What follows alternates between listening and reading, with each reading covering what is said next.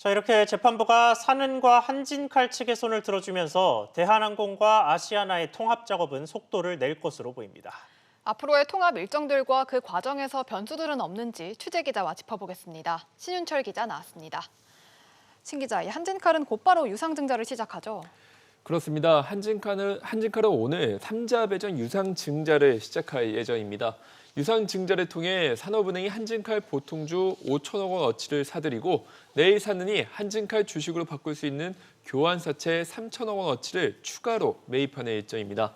이렇게 되면 산은은 한진칼의 지분 10.6%를 보유하게 돼 주요 주주에 오르고 조원태 회장 측 지분은 36.7%, 조현아 전 부사장이 포함된 3자 연합 측의 지분은 40.4%로 떨어집니다. 네, 그렇게 된 이후에 양대 항공사의 통합이 시작이 될 텐데 어떤 절차가 또 남아 있습니까? 산하에서 자금을 받은 한진칼은 이 내년 초에 예정된 대한항공의 2조 5천억 원 규모의 유상증자에 참여합니다. 대한항공은 유상증자를 통해 자금을 확보하면 아시아나 중도금 4천억 원을 지불하고 한진칼에서 빌려온 돈 중 7,300억 원을 신주로 상환할 예정입니다.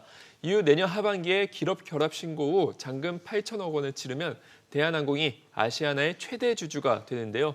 대한항공 아시아나 통합회사는 여객, 화물 운송 규모 기준 세계 7위의 초대형 국적 항공사가 됩니다.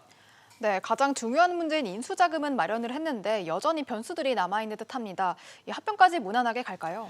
이 몇 가지 넘어야 할 고비가 있긴 한데 이 대세에 영향을 줄 정도는 아니다. 이런 것들이 대체적인 전망입니다.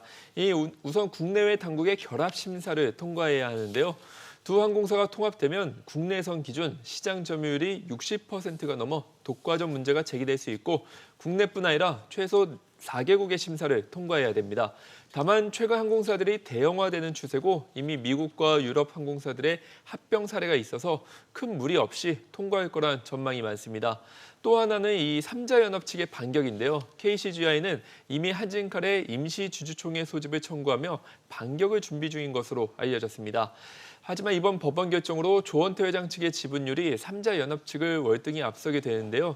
3자 연합 측이 이번 가처분 신청에 항고를 하더라도 원화 일정이 급박해서 실익은 없을 거라는 전망이 우세합니다. 이 밖에 노조 반발 등의 문제들이 있는데 이런 문제들을 해결하는 과정에서 통합 작업 종료 시점이 일부 지연될 가능성이 있어 보입니다. 네, 신 기자 잘 들었습니다.